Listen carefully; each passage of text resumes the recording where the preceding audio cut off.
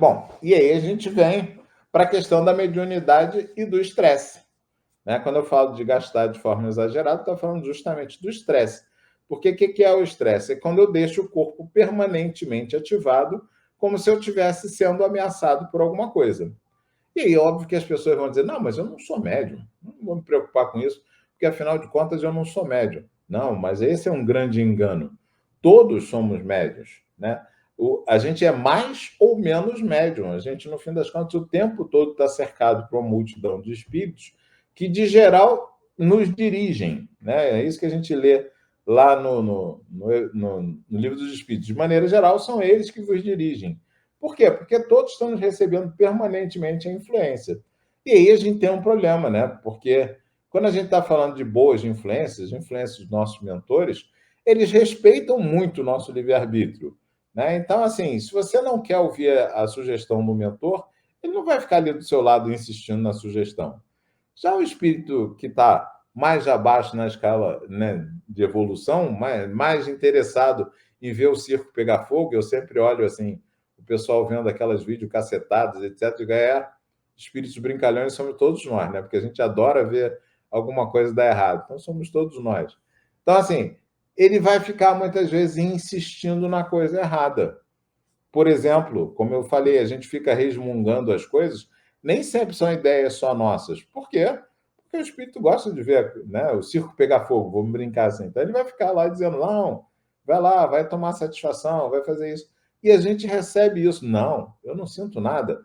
Você pode não sentir, mas naturalmente o seu equilíbrio vai se mudando para aquele estado onde você fica na ruminação e trazendo de volta as questões. Né?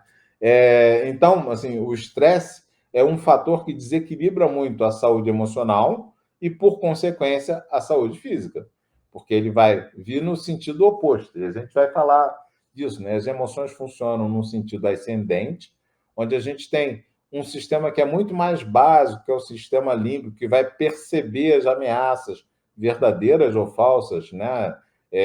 E vai gerar uma resposta fisiológica, que é a emoção, que eu vou ler e transformar num sentimento, vai estar nesse nível que a gente chama de ascendente, ou no sentido descendente, que é o pensamento, que fica induzindo esse pensamento repetitivo, esse pensamento cíclico, que vai ficar induzindo uma emoção de novo. Um bom exemplo, eu gosto de citar isso porque eu nunca vi ninguém com mais medo de espírito do que espírita, né? A gente está em casa muitas vezes e a dilatação térmica faz com que os armários, as portas, estalem. E aí pronto, a gente começa a pensar, ai meu Deus, deve ter alguém aqui, deve ter não sei o quê. O que a gente está fazendo?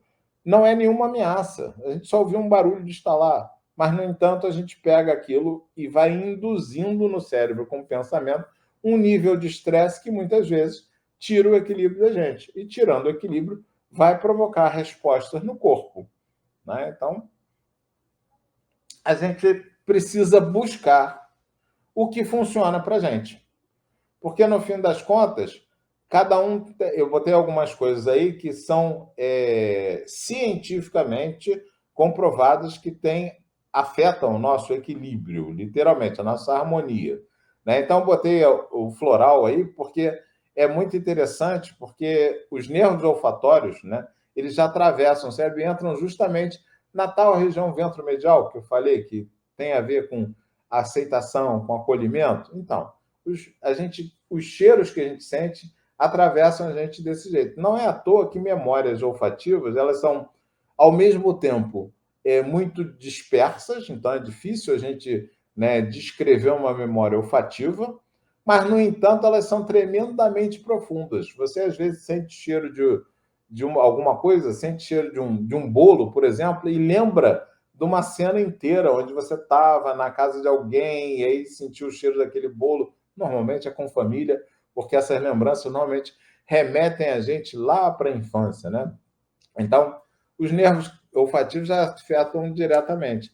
Por isso que é muito interessante a questão do floral, porque apesar de não ser um remédio, não ser reconhecido como tendo um efeito, né, neuroativo, no fim das contas, ele provoca resultados bem interessantes. Então, é algo que é bem interessante se pensar, até de procurar quando as questões de equilíbrio emocional não estão muito bem.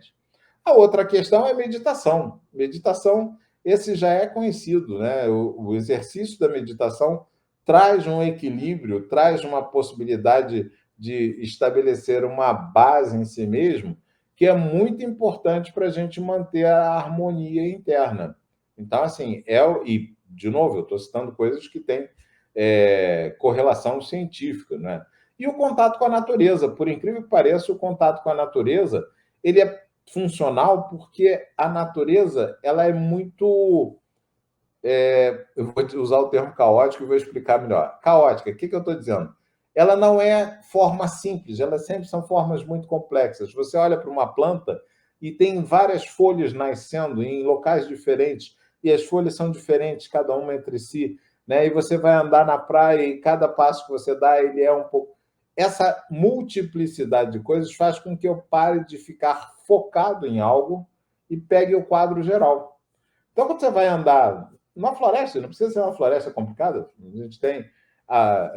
eu ia citar a gente de Rio de Janeiro, me desculpe, esqueci que eu estou falando para o pessoal daí do Nordeste, mas vocês têm praias lindas. Quando você vai andar numa praia, ela não é a mesma coisa nem de um dia para o outro, ela é sempre diferente.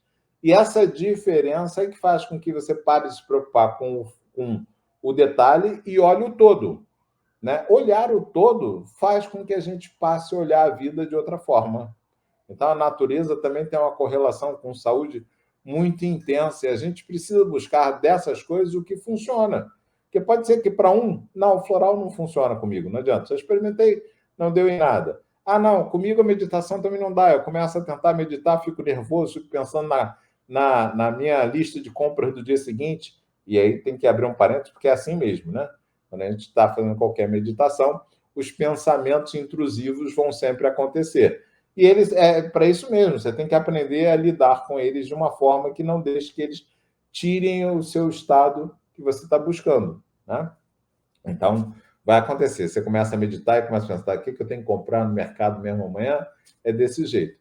Da mesma forma, você pode estar passeando na praia e discutindo, né? Não, porque eu tenho que fazer isso, tenho que fazer aquilo, ou andando e falando no celular, que é bem típico que a gente faz hoje em dia. Né? Hoje em dia, a gente...